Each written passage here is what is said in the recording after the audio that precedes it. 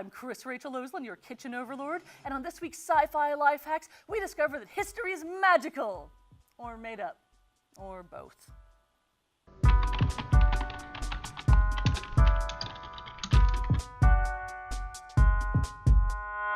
A police officer from the town of Sleepy Hollow says her new partner insists on making his milkshakes with red wine.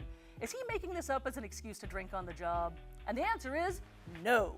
Syllabubs are indeed an early colonial version of a highly alcoholic milkshake. If it was good enough for George Washington, it's good enough for your partner. Because sometimes, patriotism is awesome. A young maid named Marion says her boyfriend Robin told her eating squirrel is more ecologically sound than eating venison. Is he trying to use environmentalism to cover up being a cheap bastard? And the answer is no.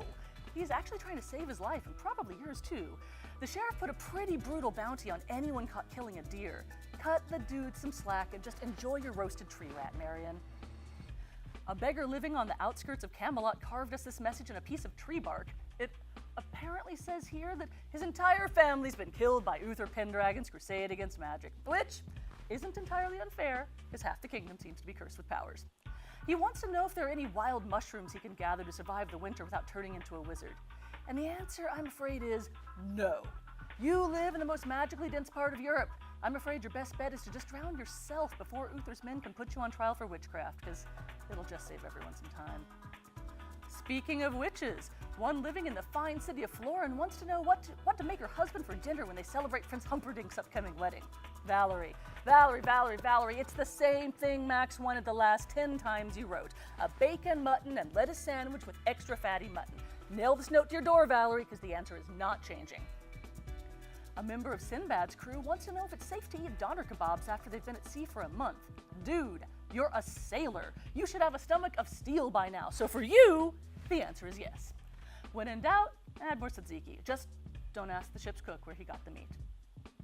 An unfortunate Scottish lady wrote in complaining that she loves her hot, sword-obsessed boyfriend, but whenever he gets drunk and hungry, he won't let her use any buy one, get one free pizza coupons because there can be only one! What can she do to persuade him to get 2 smalls with different toppings instead of 1 large with extra anchovies? Oh, miss, I feel your pain. Anchovies are a hate crime. I tell you what, stab him in the gut. It won't hurt him, but it will shut him up. I know, from experience. Try it. Another unfortunate reader says he spent a little too much time at the market coveting his neighbor's ass, and now he's pretty sure there'll be consequences.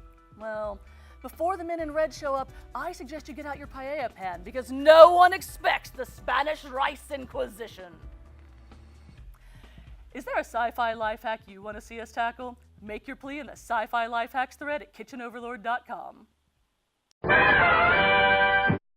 Kitchen Overlord, for when you don't want to accidentally poison someone.